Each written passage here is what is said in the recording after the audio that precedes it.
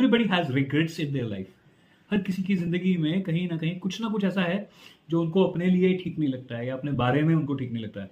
For example कई सालों तक मुझे भी ऐसा लगता रहा, जब तक मैं सैर के लिए नहीं जाता था, तो यार जाना तो चाहता हूँ, रोज सुबह दिल करता है कि मैं सैर के लिए जाऊँ, बट उठा ही नहीं जाता। कितने सालों से मैं डिले कर रहा हूँ। तो ऐसे कुछ रिग्रेट्स जो है ना, वो हमारे दिमाग में डॉट्स बन जाते हैं, स्पॉट्स बन जाते हैं। और हमारी जिंदगी का जो मकसद है, जिसके लिए हम लोग आए हैं इस धरती के ऊपर 84 लाख योनियों के बाद, जो हमने ये जो हमारा अवतार हुआ है, वो दुखी रहने के लिए नहीं हुआ है।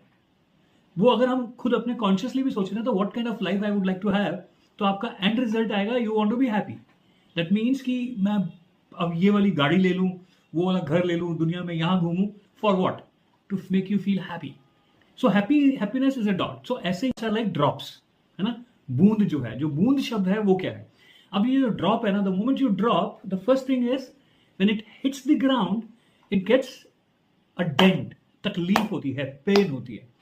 तो हमारी जिंदगी में जो हमारी हैप्पीनेस जो हम सोच लेते हैं, जब वो नहीं होता है तो फिर वो पेन होती है।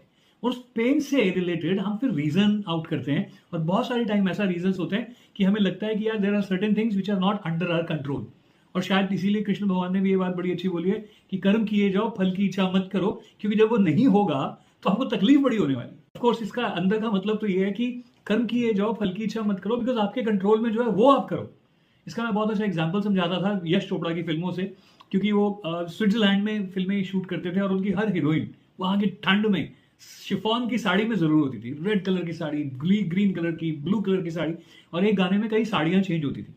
यहां पे जो मैं बात कहना चाह रहा हूं, कर्म किए जाओ फल की इच्छा मत करो, किससे रिलेट करके, वो ये है कि डायरेक्टर ये सोच सकता है कि हीरोइन यहां पे खड़ी होगी, शिफॉन की साड़ी उसने पहनी होगी, लाल रंग की, हीरो इधर से उसको देख रहा है, और इधर से हवा चल रही है, और इधर से लड़की ने अपनी साड़ी का पल्लू जो है वो ऐसे छोड़ा, और then there is a beautiful romantic scene.